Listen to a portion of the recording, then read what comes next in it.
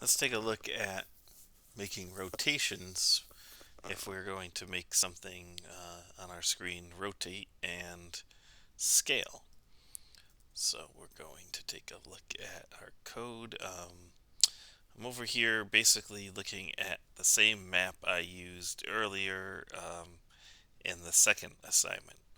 Find your own graphic, any graphic you want to put on the screen here. Um, Maybe you can find one that's a little bit more exciting than that. And I want to take a look at the ability to draw an image.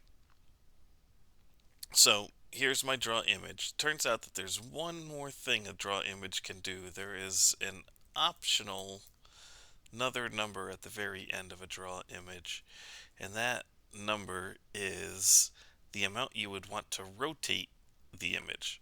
So you're like, rotation. So what if I would rotate something 180 degrees? You might think rotation talks about degrees, so I'm going to use degrees.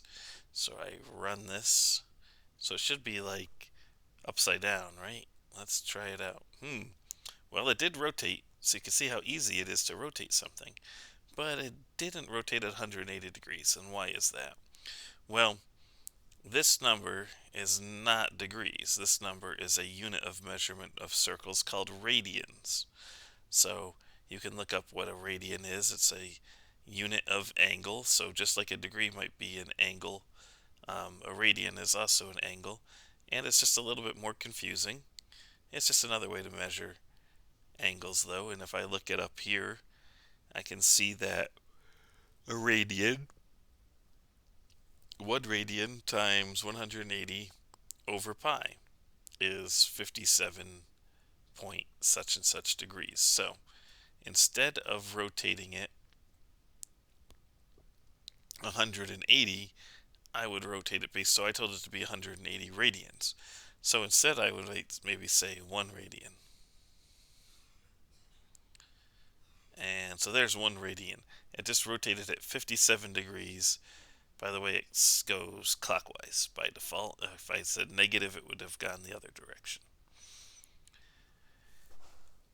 Okay, so that's interesting. So let's go over here and just take a quick look. What happens if I had 180 degrees? It's, oh, look at that. It's pi. Interesting. Well, yeah.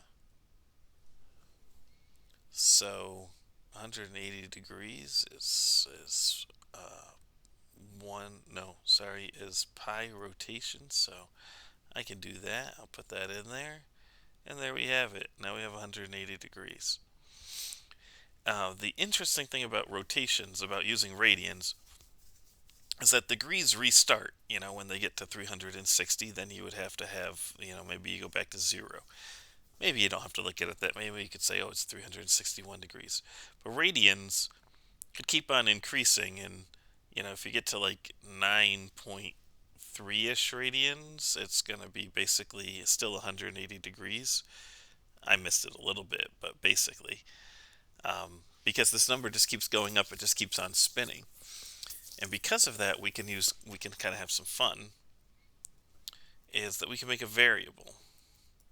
So let's just say we have a variable called rotate. In fact, I already made it a global variable here.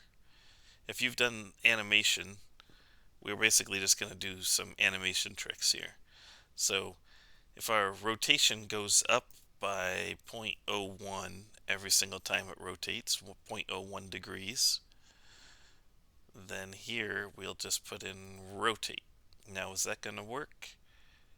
No, it's not going to work. Why? Because rotate is not defined. Oh, yes. I want to make sure I put start rotate at 0. So when I run this, it rotates. And it's rotating at zero point zero 0.01 radians every time it goes through the loop, which is a pretty slow rotation.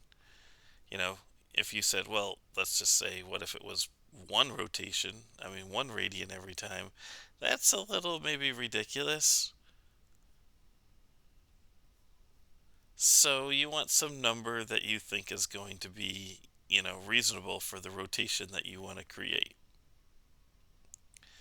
And you can see, I think even zero point 0.1 is pretty fast, right? So I find myself, oops, putting in some pretty low numbers here to get some reasonable rates of rotation. What if you wanted to like barely be moving? You can tell by the straight lines that it is moving. It's a little trippy. So that is rotation. Pretty fun.